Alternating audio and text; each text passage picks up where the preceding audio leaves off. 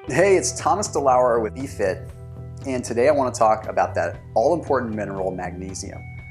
I view magnesium as sort of the ugly stepchild. We're always focusing on sodium, we're always focusing on potassium, but we never give magnesium the attention that it really deserves. Because when it comes down to it, magnesium is really the core master mineral of our bodies. It functions so much when it comes to digestion, your nervous system, your respiratory function, your circulatory system. It really is quite literally the master mineral. And unfortunately, about 80% of Americans are deficient in it.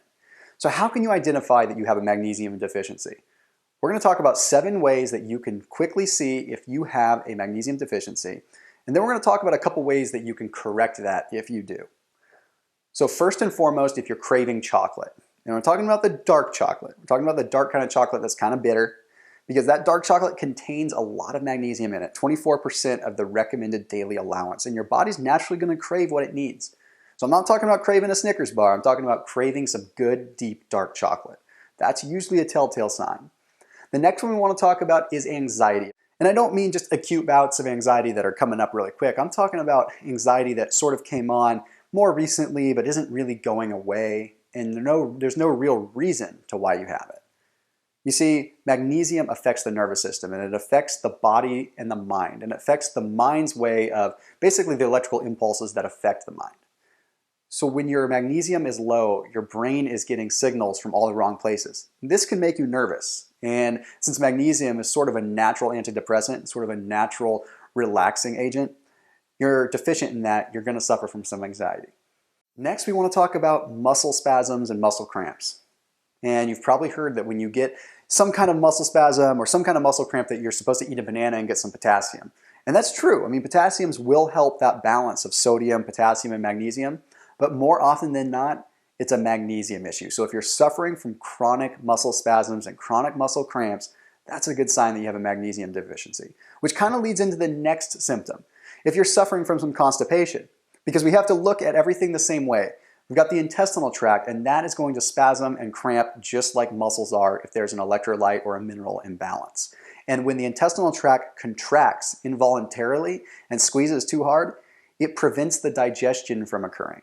Therefore, you're going to get constipated. So that's another sign that you could be deficient in magnesium. And now we're going to talk about not being able to sleep. You see, that same reason that magnesium deficiency can cause some anxiety can also cause insomnia. Because the way that the spasms kind of work, just like in your muscles, it's sending electrical impulses to your brain, because those minerals are so important to the electrical charges that are hitting your brain that when they're inaccurate or they're spasming and they're not functioning in the way that they should, different portions of your brain will activate even when you're asleep, which kicks you right out of that important REM sleep that you need to get the most recovery and to get the best results from your workouts and to get the best results from your nutrition. And in addition to that, we talk about high blood pressure.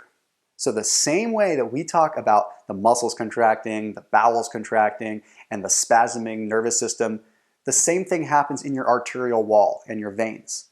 And when that happens, you're limiting the space that the blood can flow through, which means that you're going to get an increase in blood pressure. So if you suffer from some high blood pressure, there's a good chance that you have a magnesium deficiency as well. Simply because the body is working so hard to pump blood through the arterial wall, which is shrinking and casting pressure upon the wall, which isn't good for the artery at all, and it's definitely not good for your heart. And that leads into the final symptom that you should be looking for, and that's a heart arrhythmia.